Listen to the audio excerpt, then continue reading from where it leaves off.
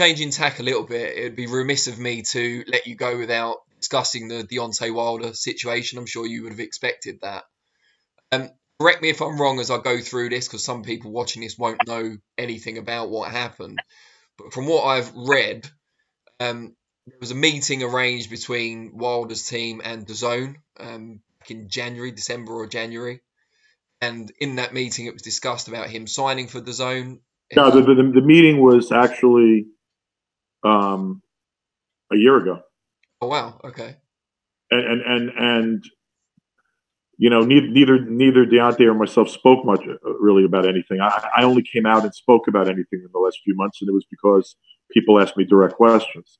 But no, the meeting was over a year ago, and Deontay knew I was setting up the meeting. He was aware of it, and we had spoken about it, and I thought it was the right thing to do. And with all due respect, as a promoter, whether or not you know, whether or not he had incredibly strong management, and without Heyman and Shelley Finkel, he did. But I still felt that the right thing for me was to pursue every avenue out there. And things had come to a roadblock with Eddie Hearn. I mean, Shelley was running discussions with Eddie Hearn, and they came to a roadblock. But it occurred to me that it didn't make any sense to me why there weren't direct discussions with DAZN. And I set up the meeting, and I thought I did the right thing. I would have done the same thing again, but literally by the time I left the room, I was pretty much out of the Deontay Wilder business. And you know, I'm a little bit surprised with respect to Deontay and my relationship. I was a little bit surprised about how it went down, but I wasn't surprised that Shelley and Al didn't want me involved, because I think they wanted total control over the situation. And you know, Deontay was a PBC fighter, and I was meeting with DAZN. But you know, I got no regrets, and I got no bad feelings. I mean, Deontay. Look, I wouldn't have been involved with Deontay if he didn't make that decision. I mean, I promoted Deontay pretty much without a written agreement for years, because Deontay wanted me as his promoter, and we had a very good relationship, and he gave me that opportunity. So yeah, you know, we're not working together any longer. We're not working together any longer, but I don't have any bad feeling for him, and I was not rooting against him when he fought Fury, and I only want to see the best things for him, and you know, it is what it is. But you know, you can look at it. Well, okay, you got, you know, I'm upset because of the way we parted ways, but I'm grateful for the time we worked together.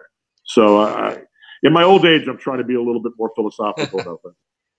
What do you make of the Fury rematch? Was it simply that Fury was so good on the night, or were there things that Wilder and his team could have done differently?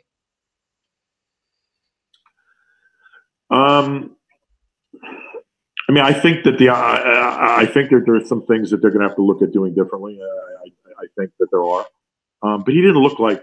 Look, Fury was brilliant. So no one should take anything away from Tyson Fury. He was brilliant that night. And right now, anybody who tries to argue that Fury is not the best heavyweight in the world at the moment, I think they're just wrong. They're wrong until it's proven otherwise. Right now, the best heavyweight in the world is Tyson Fury. He didn't look like himself to me that whole fight.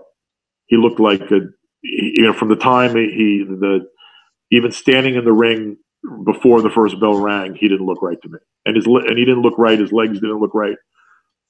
He just didn't look right at all. I mean, he just didn't seem to have his bearings. And I'm not attributing that, by the way, to any outfit that he wore into the ring. But I hope not. But I do believe that something was wrong, and I do believe that he could be better. Now, can he beat Tyson Fury? That remains to be seen. He's going to be an underdog, and he deserves to be an underdog. But I don't think it's hopeless. He still can. Look, if you can't, he wasn't able to. Well, Fury. Look, a lot of it had to do with Fury. Fury was brilliant, but you know, Fury's whole game was brilliant. And I don't think, you know, Fury told everybody, "I'm going to go right after this guy," and then he did it. And he was backing up Deontay Wilder from the beginning of the fight. It was no accident Wilder couldn't land a big punch, because he couldn't throw. But I still think he's a huge puncher. I still think he could be better than he was that night.